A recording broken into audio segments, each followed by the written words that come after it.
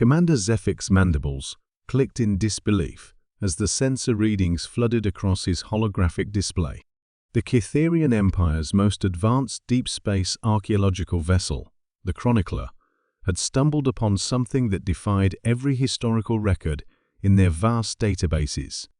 "Run the scans again," Zephix commanded, his four eyes focusing intently on the massive structures emerging from the cosmic dust cloud.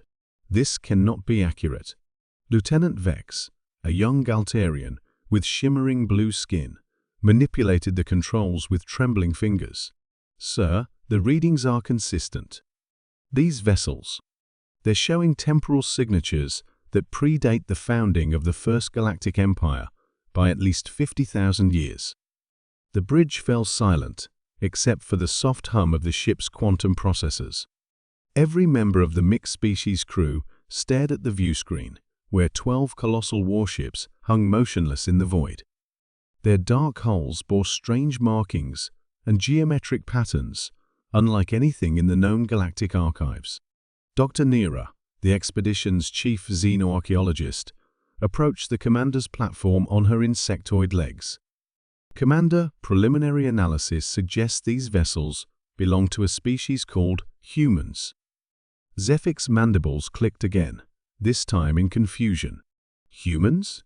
The primitive species from the Outer Rim? The ones who only achieved faster than light travel 3 centuries ago? "That's precisely what makes this discovery so extraordinary," Dr. Nira replied, her compound eyes gleaming with excitement. "According to our records, humans are a relatively young species. They've barely established colonies beyond their home system.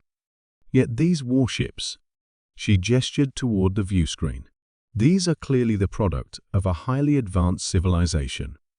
The largest of the ancient vessels suddenly began to emit a low-frequency pulse. The Chronicler's communication array sparked to life, translating the signal into recognizable patterns. "It's a message," whispered Communications Officer Jorik, his scaled hands dancing across the translation matrix. "It's in perfect galactic standard." Every being on the bridge turned to stare at the reptilian officer. Galactic Standard had been developed only 12,000 years ago as a common language for interspecies communication. How could an ancient human vessel be transmitting in a language that didn't exist when it was built? "Put it through," Zephix ordered. A holographic figure materialized in the center of the bridge, tall, bipedal, with pale skin and strange hair covering its head. The creature's eyes were remarkably similar to those of the young humans they'd encountered in recent decades, but there was an ancient wisdom in them that seemed to span millennia. "Greetings, children of the newer empires," the figure spoke, its voice carrying an odd resonance. "I'm Captain Sarah Chen of the Terran Deep Fleet, designation Eternal Vigil. We've been waiting." Commander Zephix stepped forward, his diplomatic training taking over despite his confusion. "I am Commander Zephix of the Kytherian Archaeological Division. Your vessels appear to be significantly older than our records indicate is possible for your species." The holographic human smiled, an expression Zephix had learned indicated either friendliness or predatory intent among their kind. "Your records are incomplete, Commander. Humanity's first expansion into the stars began over 100,000 years ago. We seeded the galaxy with our colonies, watched civilizations rise and fall, guided the development of younger species when necessary." Dr. Nira's instruments were registering impossible readings. "Commander, the power signatures from these vessels, they're operating on principles our science hasn't even theorized. And the materials, some of these hull compositions don't match any elements in our periodic tables. We stepped back," Captain Chen continued, "when we realized our presence was stunting the natural development of other species. We retreated to the far edges of the galaxy, monitoring, protecting, waiting for the right moment to reveal ourselves again." "But why now?" Zephix asked.